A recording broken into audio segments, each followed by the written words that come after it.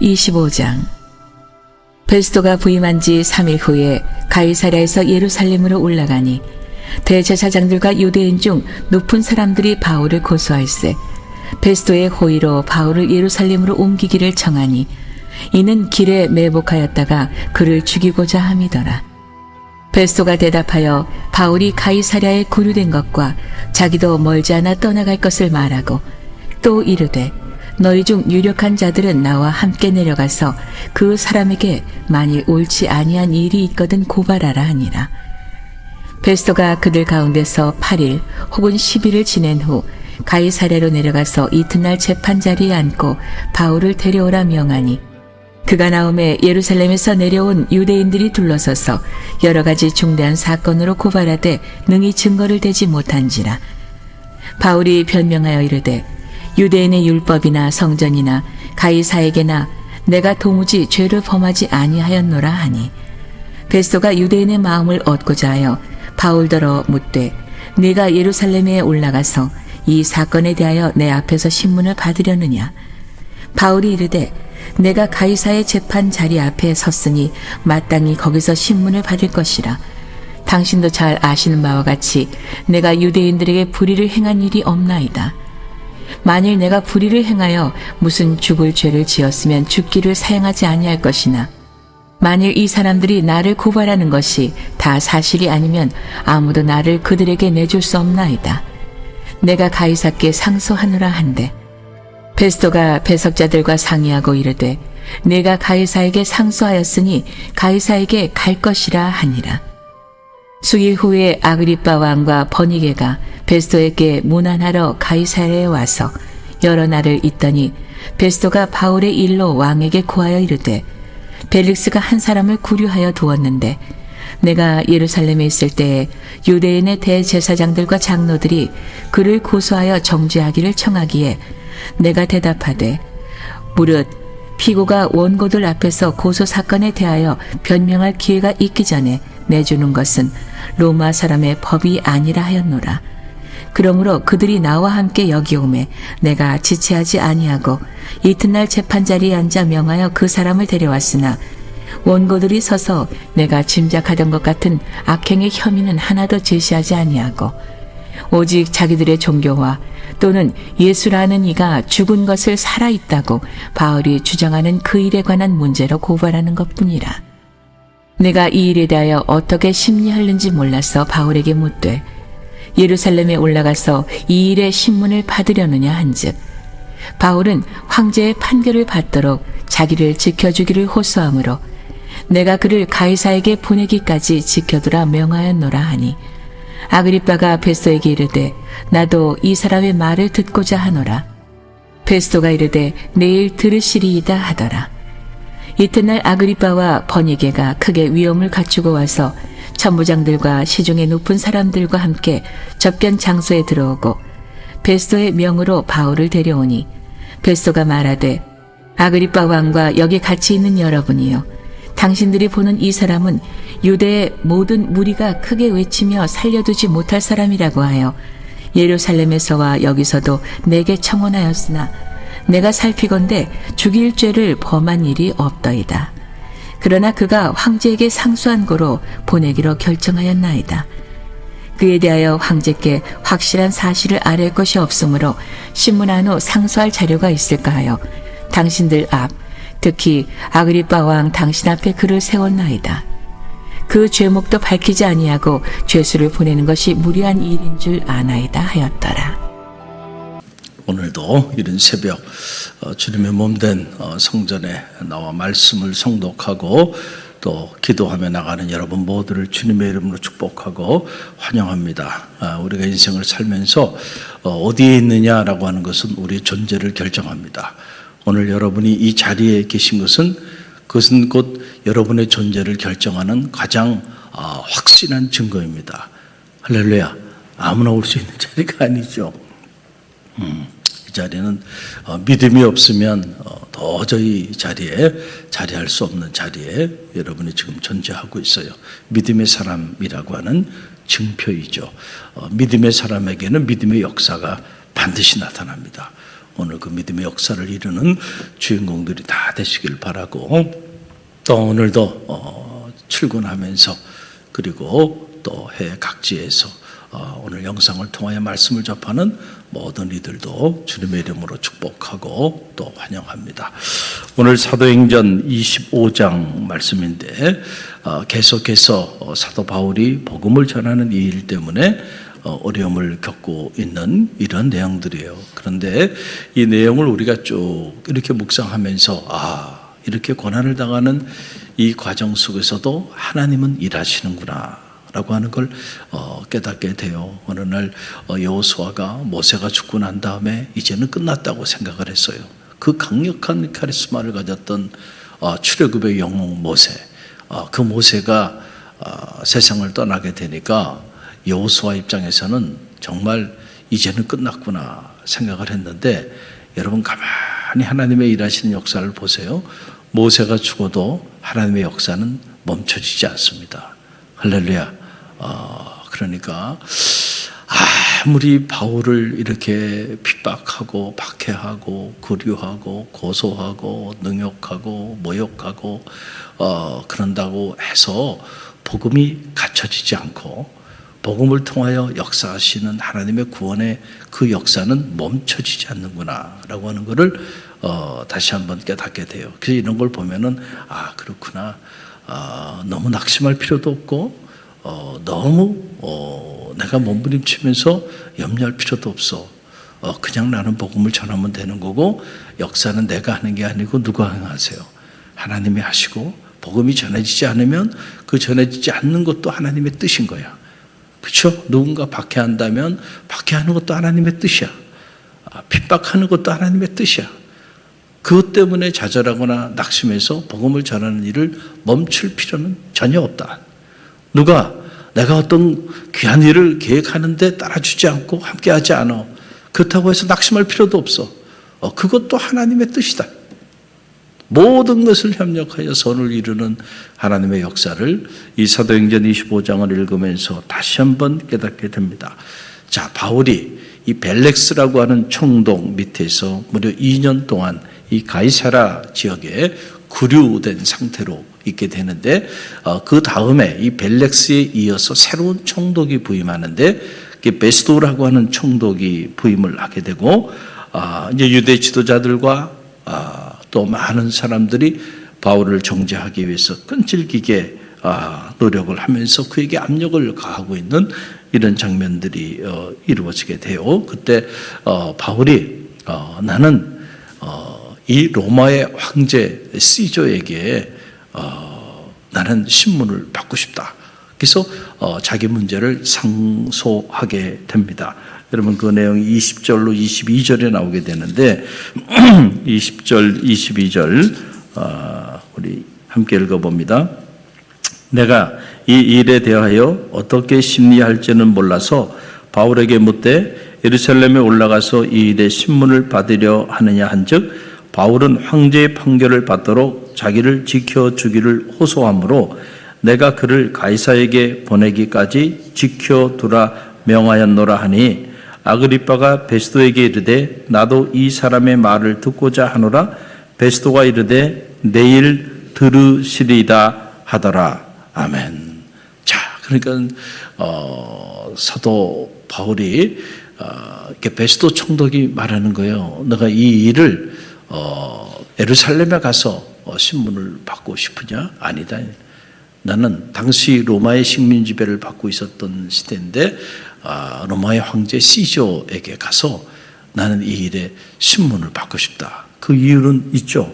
이 일을 통하여 로마의 심장부에 복음을 전하기 위함이었다라고 하는 그런 사실이고 이미 주님의 음성을 사도 바울이 들었던 것이죠. 여러분 주전 이 100년경에는 이 가이사르라고 이렇게 표현하기도 하고 또는 영어 표현으로 줄리어스 시저라고 이렇게 표현하기도 하는 이 인물은 동일한 인물이죠. 주전 100여 년경에 이 로마를 막강한 모든 길은 로마로 통하는 그런 놀라운 역사를 이룰 정도로 거대한 제국을 이뤘던 그런 인물이에요. 그래서 가이사르 혹은 시저라고 하는 이 이름은 그냥 단순한 이름이 아니고 로마의 황제를 지칭하는 그런 고유명사가 돼서 그의 자손들이 로마의 황제가 되었던 것 우리는 잘 알고 있어요. 그래서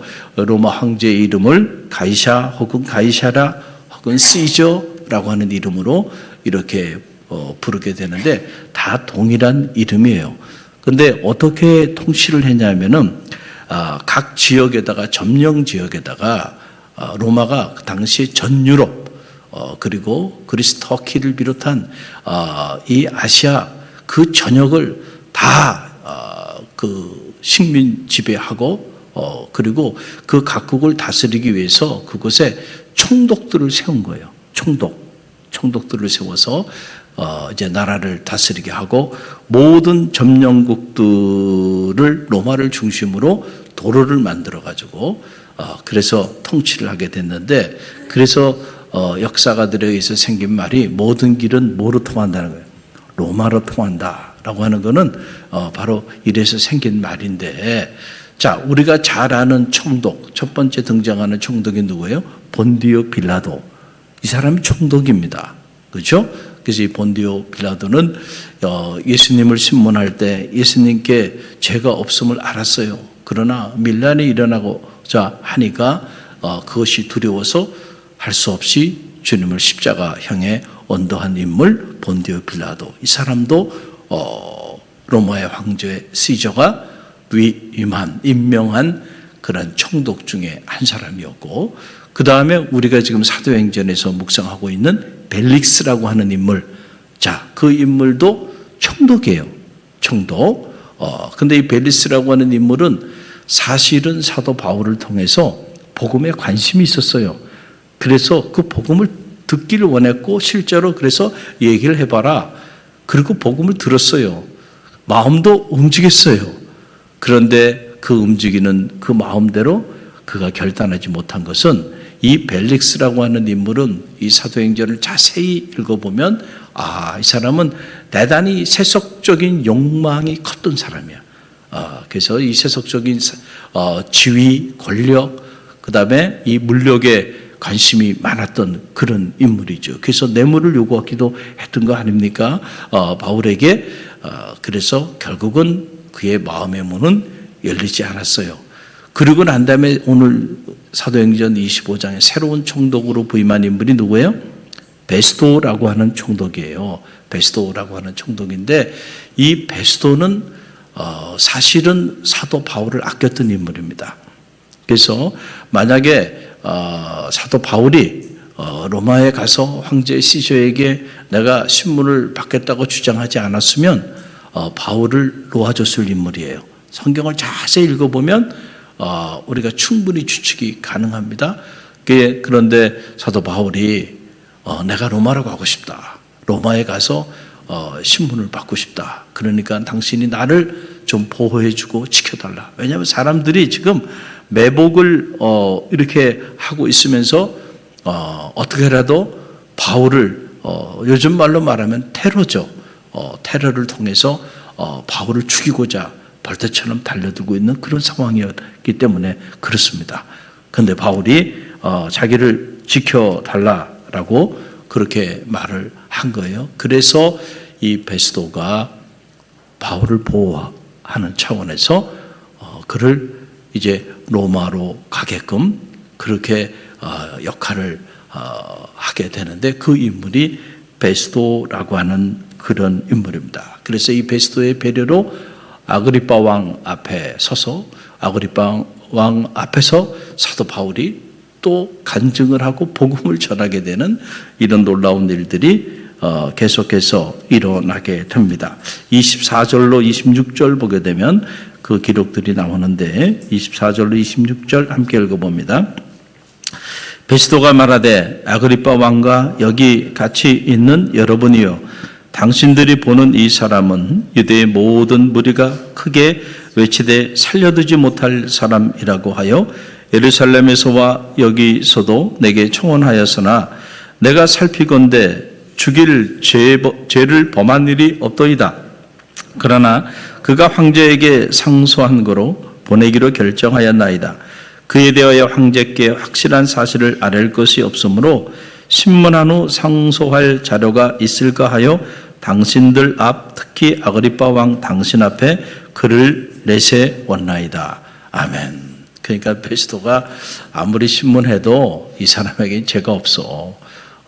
풀어주고 싶은데 이 사람이 로마의 시민권을 가지고 있는데 자기가 이 문제에 대해서 로마의 황제 앞에 신문을 받고 싶다고 하니까 로마법에 따라 이 사람을 잘 보호해서 이 사람을 황제에게 보내긴 해야 되겠는데 아무런 제목이 없이 보내려고 하니까 참 어려움이 있다. 그래서 아그리빠 왕이요, 당신 앞에 이 사람을 데리고 왔습니다.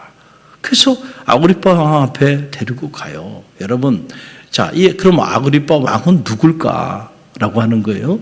여러분이 이렇게 이제 사도행전 읽어보면 무슨 총독도 나오고 무슨 또 왕도 나오고 그 다음에 또 황제 이름도 나오고 그러니까 이게 뭔가 구분이 안 되는데 간단하게 제가 정리해 드리는 거예요. 자, 로마에 황제가 있다 그랬죠. 황제 이름은 영어로 말하면 줄리스 시저야. 황제 한 사람이 있어요. 그리고 각 점령 지역에 누구를 세웠다 그랬어요? 총독들을 세웠어요. 그래서 우리가 성경에 나오는 그 주된 총독들의 이름이 한 사람이 누구예요? 본디오 빌라도, 벨렉스, 베스도, 자, 이런 총독들이 있었고, 그러나 총독만 있었던 게 아니고 분봉왕을 임명해서 또 통치를 했어요. 분봉왕. 그래서 그 분봉왕 중에 우리가 잘 알고 있는 대표적인 왕이 누구냐? 헤롯 왕이에요. 자, 들어보셨죠? 헤롯. 이 사람이 분봉왕이야. 로마의 분봉왕으로 있었던 인물이고, 그리고 지금 등장하는 아그리빠 왕도 누구예요? 분봉왕 중에 하나예요. 그러니까 총독과 분봉왕을 세워서 그래서 점령 지역을 다스리고 통치했다. 자, 여러분 이렇게 하면 이해가 쉽게 되시죠? 그러니까 지금 사도 바울이 붙잡혔잖아요. 사람들이 밀란을 일으키고 폭동을 일으키고 이를 죽이기 위해서. 근데 이렇게 붙잡힌 이 일 때문에 가만히 한번 보세요. 이 일 때문에 지금 사도 바울이 로마의 고위 관료들, 더 나가서 분봉왕과 총독들 앞에서 끊임없이 뭐를 할 수 있는 기회를 얻은 거예요. 복음을 전할 수 있는 기회를 얻은 거예요. 그래서 자, 분봉왕 아그리빠 왕 앞에서, 그리고 벨렉스 총독 앞에서, 그리고 베스도 총독 앞에서 그렇게 복음을 전할 수 있는 기회들을 가졌는데 그 총독 한 사람만 그때 있었냔 말이에요. 아니죠. 분봉왕 혼자 들었겠어요? 그를 보자 하는 사람들이 주변에 그 귀족들이 다 있었단 말이에요. 그래서 그 소리를 듣는 순간 어떤 이들은 그 복음 때문에 변화된 이들이 있었다는 거예요. 그래서 나중에 초대교회 역사를 보게 되면 로마의 고위 관료들 중에 훌륭한 크리스천들이 막 여기저기서 등장해요. 도대체 이 사람들이 언제 복음을 접하고 언제 이 사람들이 이렇게 예수 그리스도에게 귀한 이런 인물인가? 바로 이런 시절에 일어난 일이에요. 여러분, 우리가 그 농사를 접으면 자, 밭을 잘 기경해가지고 그래가지고 그 밭에 이제 그 씨앗을 잘 봄에 뿌리잖아요. 그런데 보면은 씨앗을 뿌리다 보면 씨앗이 원래 고기에만 이렇게 뿌려주면 되는데 바람이 불거나 어떻게 하다 보면은 나중에 보면은 뿌리지도 않은 옆에 뭐가 나요? 싹들이 막 나고 막 그러는 걸 보게 되잖아요. 여러분, 복음도요. 우리의 의도와도 상관없이 우리가 그냥 전하면 옆에서 엿듣던 사람이 변화될 수도 있는 거야. 그렇죠? 지금 다음 장으로 가면 이제 아그리빠 왕 앞에서 사도 바울이 다시 자기가 어떻게 주님을 만났는지 간증을 토하게 됩니다. 그래서 이때 복음을 접한 로마 고위 관료들이요, 그 사람들의 마음이 움직이기 시작해요. 결국 이 철의 제국 로마가 어느 날 한순간에 그냥 복음으로 무너진 게 아니고요, 바로 이렇게 끊임없이 두들긴 거예요. 그리고 결국은 바울이 로마의 심장부, 최고 로마를 움직이는 고위 관료들 앞에서 복음을 전할 수 있는 기회를 갖게 된 건 그가 붙잡혔기 때문에 그렇습니다. 그래서 끌려가면서 복음을 전하는 거야. 그래서 그가 끌려간 그 지역들이 지금 가면 다 성지가 돼 있는 거예요. 그리고 복음의 역사들이 그 머물다 간 곳마다 생명의 역사들이 나타나게 되고 결국은 철회제국 로마가 복음으로 무너집니다. 할렐루야. 모든 길이 로마로 다 통했는데 그렇게 하게 만들어 놓고 그리고 기독교를 로마의 국교로 만들어 버립니다. 이 얼마나 놀라운 반전입니까? 여러분들 이런 놀라운 반전이 그냥 일어난 게 아니고 바로 이 사도 바울 같은 로마에 붙잡히고 핍박당하고 고난당하고 구류당하고 했지만은 심판받고 했지만 그럼에도 불구하고 그곳에서 끊임없이 복음을 전하다 보니까 결국 이 복음의 능력이 나타나게 된 거예요. 이걸 보면은 그렇구나. 모든 일이 협력해서 선을 이루는구나. 그렇죠? 낙심할 필요가 없다. 인간적으로 생각하면은 여러분 얼마나 낙심이 되겠어요. 사도 바울이 복음을 전하다가 이렇게 붙잡혀가지고 이렇게 죽을 고생을 하고 사람들이 매복해서 틈만 나면 자기를 살해하려고 하고 그리고 고위 관료들이 붙잡아서 계속 자기를 신문하고 아마 우리 같으면 스트레스 쌓여가지고 암에 걸려서 쓰러져 죽었을 거예요. 야, 이게 지금 복음을 전하는 일이 이게 지금 목사님 말씀대로 복음 전하러 나갔다니 내가 이게 지금 무슨 고생이야. 여러분 복음 전하러 지역에 나갔다가 누구에게 침이라도 한번 쫓겨라도 한번 놔봐요. 목사님 정말 제정신이셔? 뭐 그럴 수도 있을 거예요. 얼마나 저게 하겠어요. 근데 이제 그 정도가 아니잖아요. 그런데 여러분 그렇게 박해를 받는 것도 할렐루야. 그것도 감사한 일이야. 왜냐하면 어찌하랴 이것을 통해서 또 하나님이 어떻게 역사하실지.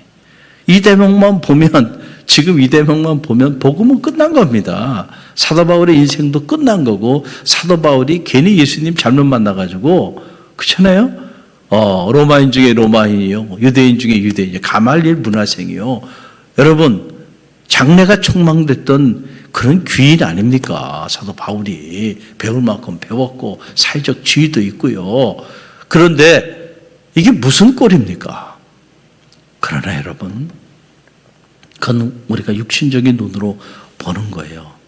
그런 영적인 눈을 펼쳐서 본다고 한다면 이 모든 것이 위대한 하나님의 역사를 이루는 과정이고 이런 고난의 순간이 기독교의 경전이 되고 이런 고난의 순간이 기독교의 성지가 되는 단초를 제공했다는 것을 오늘 우리는 알잖아요.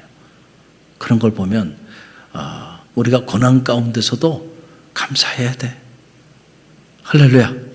복음을 전하는 일 때문에 어려움을 당하고 낙심을 하게 되는 그 상황 속에서도 낙심하지 않고 절망하지 않을 수 있는 이유는 어찌하랴 오늘의 이 핍박과 박해, 이 고난 때문에 복음의 역사가 얼마나 놀랍게 이루어질지 지나고 보면 그렇죠? 악도 선용하시는 하나님, 어거스틴의 말 아니에요? 악도 선용하셔서 이 어두움도 선용하셔서 빛나는 별이 되게 하셨구나. 할렐루야.